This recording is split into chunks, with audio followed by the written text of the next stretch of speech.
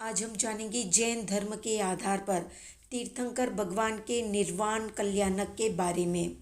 तो तीर्थंकर का अंतिम समय जानकर कितने ही गणधर और श्रमण समुदाय अनशन के लिए तीर्थंकर के साथ उपस्थित होते हैं। अपने परिवार सहित तीर्थंकर भगवान मोक्ष रूपी महल की सीढ़ी के समान पर्वत शिखर पर आरूढ़ होकर पादोपगमन संतारा करते हैं। समस्त योगों का निरोध हो जाने पर तीर्थंकर भगवान अयोगी अवस्था को प्राप्त होते हैं। उस अवस्था के प्राप्त हो जाने के बाद 5 ह्रस्व अक्षर के उच्चारण काल प्रमाण के असंख्यात समय में मेरु की तरह स्थिर होकर शैलेशी अवस्था को प्राप्त करते हैं। इस समय वे स्थिर निश्चल आत्म प्रदेश वाले होकर व्युच्छिन्न क्रिया अप्रतिपाती नाम के चौथे परम शुक्ल ध्यान को प्राप्त करते हैं और सर्व कर्मों का क्षय करके ऋजु गति से एक समय में सिद्ध गति में विराजमान हो जाते हैं। तीर्थंकर भगवान का देह विलय हो जाने पर देवेंद्र अभियोगिक देवों के द्वारा 3 चिताओं की स्थापना करवाते हैं।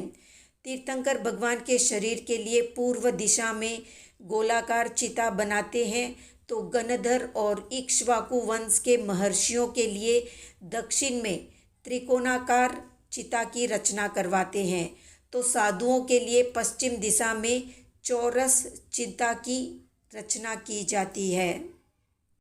प्रथम देवलोक के इंद्र शकेंद्र महाराज प्रभु को क्षीर सागर के जल से स्नान करवाकर गोशीर्ष चंदन का लेप करके देवदुष्य वस्त्र से शरीर को आच्छादित करते हैं। फिर तीर्थंकर भगवान के शरीर को शिविका में आरूढ़ करते हैं। इंद्र और 1000 देवों के द्वारा उठाई जाने वाली ऐसी शिविका चिता के पास लेकर जाते हैं। तीर्थंकर की चिता पर नंदनवन से लाई गई गोशीर्ष चंदन पर भगवान का पार्थिव शरीर रखा जाता है। अग्नि कुमार देवों के द्वारा अग्नि की विकुर्वना करके अग्नि प्रज्वलित की जाती है।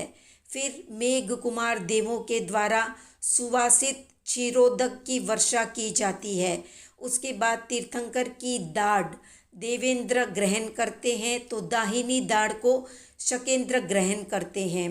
ऊपर के बाई तरफ वाली दाढ़ को ईशानेंद्र लेते हैं, तो नीचे की दाढ़ को चमरेंद्र लेते हैं। नीचे की बाई तरफ की दाढ़ को बलिंद्र ग्रहण करते हैं, तो कुछ देव भक्तिवश अपने अपने मंगल के लिए शेष बची हुई दाढ़, दांत और अस्थि के टुकड़ों को ग्रहण करते हैं। राजा और मनुष्य लोग भस्म को ग्रहण करते हैं। उसी स्थान पर इंद्र आज्ञा से देव रत्नमयी महाआलय वाले चैत्य स्तूप का निर्माण करते हैं। उसके बाद सभी देव और देवी इंद्र के साथ नंदीश्वर द्वीप में अंजनागिरी पर्वत पर 8 दिन के लिए निर्वाण महोत्सव मनाते हैं। इसे अष्टान्विका महोत्सव भी कहते हैं।